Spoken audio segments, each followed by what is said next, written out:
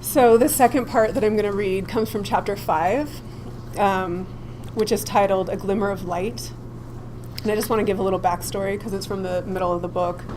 I was an undergrad studying psychology and English, and I had just come out of the darkest period of my life.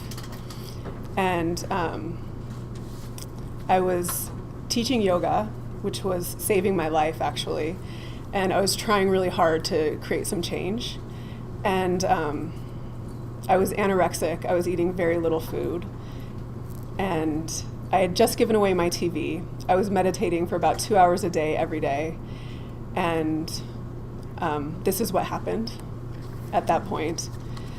I start the chapter with a quote that I had read during an English class, a writing by John Milton called Paradise Lost, and he wrote it in 1667. And when I read this quote in this English class, I couldn't believe that the mind had been such a dilemma for so long, and it really had a huge impact on me. The quote says, "The mind is its own place, and in itself can make a heaven of hell, a hell of heaven."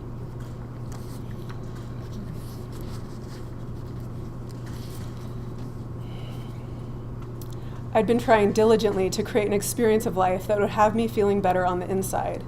My external focus, though, didn't have the transformative impact that I needed in order to alleviate my internal suffering. My thoughts were still consumed by being not enough, and I felt tremendous shame about who I was. There was never a moment in my existence that I wasn't consumed by my lack of self-worth, either wallowing in it or desperately trying to find my way out of it by compulsively and obsessively doing everything I thought I needed to do in order to be worthy. Not knowing how to make a shift, I called Jane one day to talk to her about how I was feeling. She had been a constant guide and mentor for me throughout my life, and she was the only person I could think to talk to about this. "For 1 full week, write down every single negative thought you have," she said. I didn't understand the purpose. My thoughts were disempowering. I wanted them to go away. It didn't make sense to me that she would have me write them down. It seemed like putting them to paper would give them more power, but I trusted Jane, so I decided to give it a try. The next day, I started the practice of writing down my negative thoughts.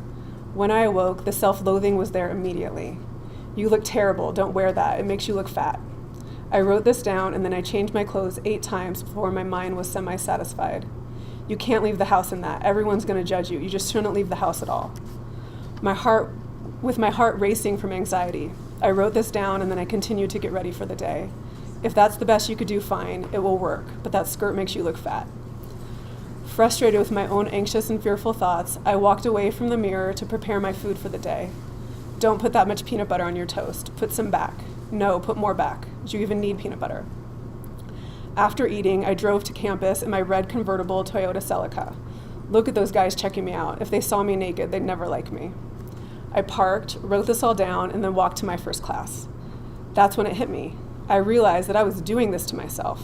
I was suffering because of my own thoughts. No one was telling me that I was unworthy or fat or ugly but me. Me. This was an incredibly empowering and exciting moment for me.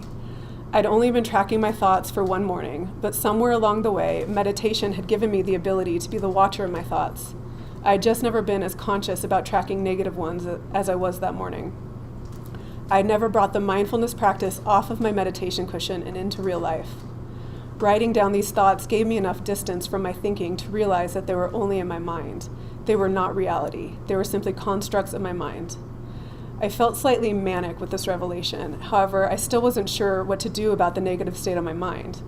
While part of me felt empowered by this newfound awareness, I still felt powerless to cultivate a different experience of myself. A few weeks later, I taught a yoga class during the June 21st, 2001 summer solstice solar eclipse. The class was unremarkable, even though I could feel the heaviness of depression lurking in my body. The strange light felt ominous. I felt somewhat zombie-like throughout the class, which was rare for me. Typically, I was an enthusiastic yoga and meditation teacher, but my sadness was surfacing in a new way, and I couldn't deny, ignore, or suppress it anymore. After the class ended and the participants left, I was alone in the studio. It was just me in the dark room with a diffused light outside. I felt empty and sad and defeated. I'd been trying so hard to change and transform, but here I was, still disempowered and full of self-judgment. Resigned in my misery, I lay on the wood floor of the yoga room and sobbed. I cried from the depths of my soul. My body undulated with my moans of deep emotional agony, and the tears flowed profusely. Why, I screamed, why am I so miserable? Why do I still hurt so badly? When will this pain ever go away? I wailed and bawled more intensely than I ever had before. I let myself cry until there was nothing left. After an hour of deep emotional release, I peeled myself up off the ground, locked up the studio, and drove home. Since I had no drugs, television, or junk food to tune out with, I decided to sit in meditation. I lit some candles and sat with my pain. Typically in meditation, I focused on stopping my thoughts and staying anchored in my breath. This time, I focused on my pain in a way I never had experienced before. I looked at my pain courageously, with deep curiosity and appreciation.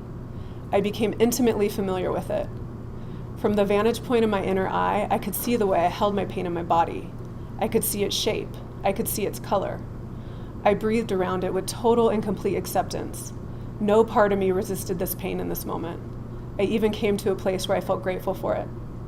My mind was totally silent. In being with myself from a place of gentle curiosity and sweet surrender, I slipped into the most peaceful silence I had ever experienced. And that's when I saw it. Light. Inside of me, and it was bright.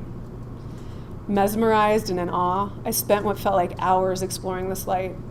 Tears streamed down my face in deep gratitude for the gift of this light. I'd been in so much pain for what felt like an eternity that seeing something else within me that was so different moved me in an incredibly profound way. I was surprised that this light was just beneath my pain, and the more I stayed with it, the more it held my pain in love, dissolving it into the wholeness of my being. I felt purified and liberated. Like getting reacquainted with an old friend, I felt comforted and trusting of the process of life. I'd been asleep to this vital part of myself for so long, yet the recognition I felt when seeing it was totally undeniable. This part of me is who I really am. It's my truest self, beyond conditioning and beliefs, and bigger than my thoughts or my body. Awake, for the first time in a long time, I felt alive. Pure joy and vast unconditional love illuminated every cell of my being. Where I once felt like a passive agent to my thoughts and conditioning, I now felt empowered in my alignment with essence. This experience woke me up to a part of me that is divinely connected to all beings. I could see that separation only exists in the perception of the ego. In this moment, I was in a state of oneness, connected to the source of all life.